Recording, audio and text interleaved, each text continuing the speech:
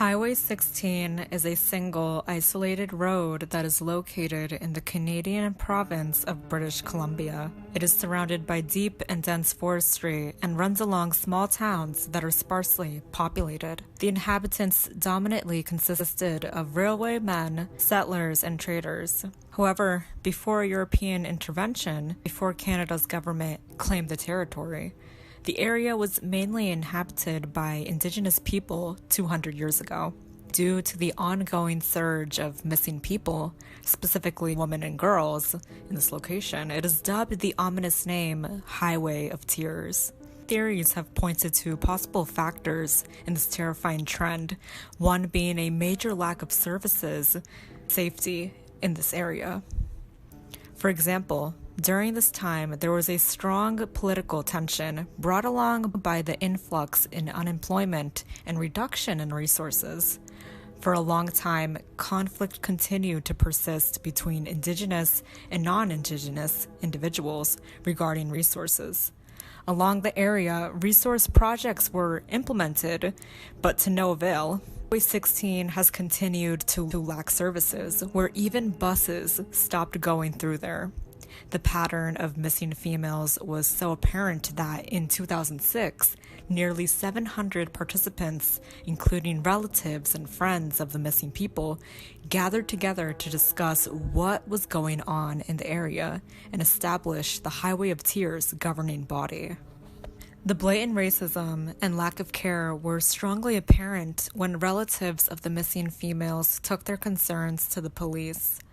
They were speculating that a mass serial killer was on the loose in the area, but their concerns were grossly disregarded and even downplayed when the police started to insinuate that they were exaggerating and that the girls probably just fled home because the conditions were so poor and they weren't being taken care of. Such a case was regarding 15-year-old Delphine Nicole. After she went missing in 1990, rumors were already spreading that she just took off due to the unhappy environment she lived in.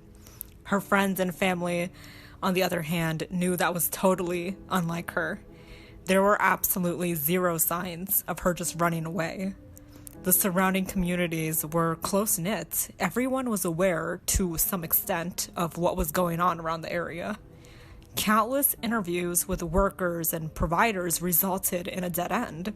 No one saw Delphine come around. Coincidentally, Delphine's cousin, Cecilia Nicole, also vanished not long before. She was taking the bus back home from visiting her mother, even calling to let her know that she was okay. But she never got home and was never registered as a missing person. Because of that short timeline between these two girls' disappearance, red alarms were going off.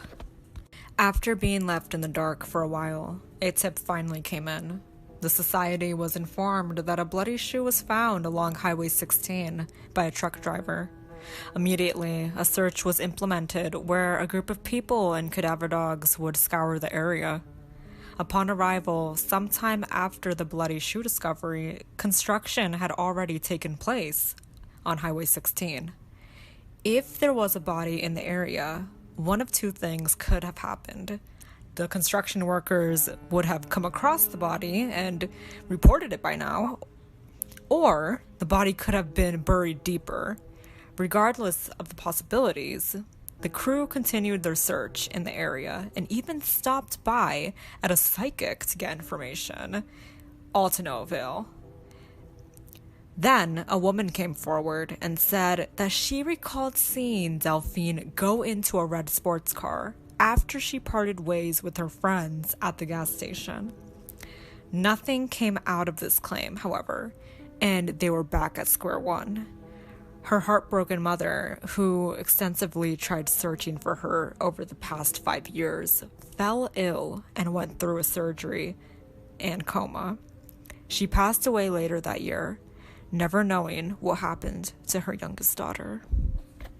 Delphine and Cecilia were just two of the hundreds of females who had gone missing along Highway 16.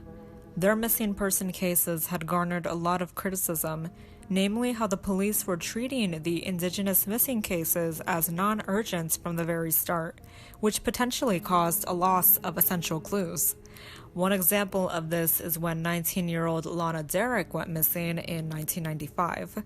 The police designated a total of 72 hours for searching for her, and after that, it was blatant to the family that they were on their own.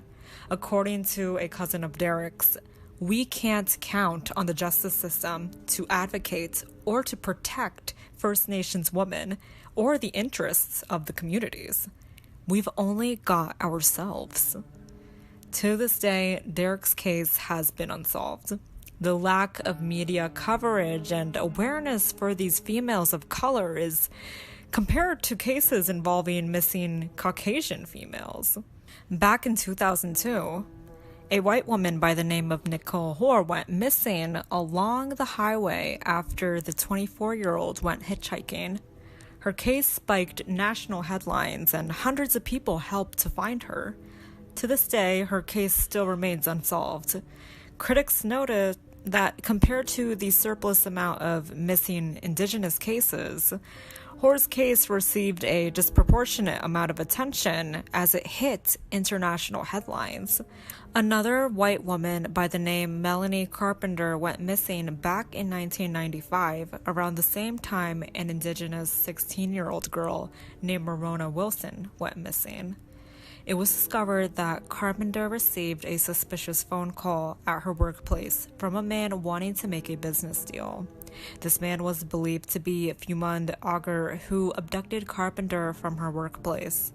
Carpenter was found murdered. Her body was concealed with a white blanket on the First Nations Reserve. Auger committed suicide, on the other hand, and was found dead in his car after inhaling carbon monoxide. Ramona's remains, on the other hand, were found by accident. Two teenagers were riding their bikes when all of a sudden their equipment got stuck and they needed something to use as a pry bar. They took to the woods to find a log and came across Ramona's body under thick branches. A yellow rope, white cables, and leggings were next to her. Her mother, distraught, made a public announcement directly to whoever killed her. "I want to give him a message. I want to tell him there's a God, and he will pay in the worst way. The time will come for him. He just has to wait for it. Nobody gets away with murder. Nobody." A trend occurred. Females were either found dead or remained missing. It's important to note that over half of the missing people on Highway 16 are Indigenous. The lack of media coverage and the tendency to keep all information private from the public was also frowned upon by many, particularly because a whopping 90% of cases are solved because of public involvement. In their argument, one should treat a missing person case, irrespective of age, as a worst-case scenario in order to not miss any important clues from the start. Although the police force insisted that they tried their very best, families and friends said they believe the opposite. As of today, it is estimated that there are over 80 victims connected to the Highway of Tears. To this very day, girls and women are going missing in this very area. There are theories and speculation on who is responsible, but no charges were ever made. One suspect is a dead American convict named Bobby Jack Fowler. It is believed that he was responsible for at least 3 murders.